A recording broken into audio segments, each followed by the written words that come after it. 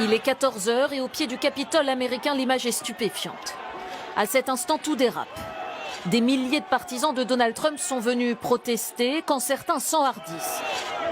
Ils commencent à escalader les murs, les escaliers, les échafaudages installés pour l'investiture de Joe Biden dans 2 semaines. L'entrée n'est pas pacifique, bien sûr. C'est un coup de force, une insurrection. À peine croyable, mais en quelques minutes, les manifestants pénètrent sans entrave dans l'enceinte de l'un des bâtiments les plus prestigieux des États-Unis. Apparemment stupéfaits, les agents de police sont démunis et même apeurés. Terrible scène, ils reculent alors que les manifestants poussent leur avantage. Certains des insurgés ressortent et brandissent auprès de nous leurs images trophées. Ils exultent. C'est une manifestation pacifique. On n'a rien vandalisé.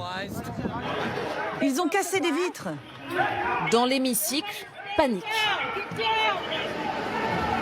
Les membres du Congrès sont justement réunis pour officialiser la victoire de Joe Biden. La séance est interrompue.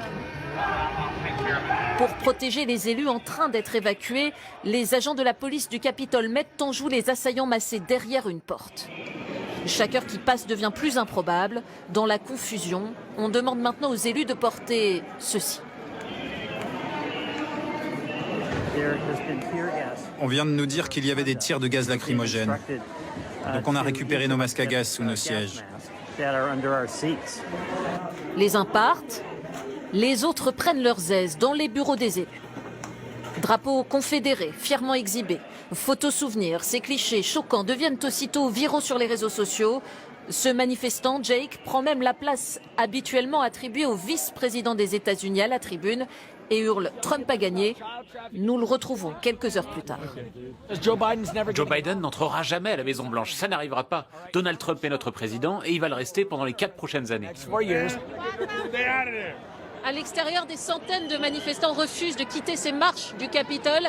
Des rumeurs circulent, il y aurait plusieurs blessés. Nous les apercevons et un drame survient à l'intérieur. Une jeune manifestante qui tentait de franchir une porte est abattue. On entend un tir sur les vidéos. La police n'a pas éclairci les circonstances. Elle mourra peu après à l'hôpital.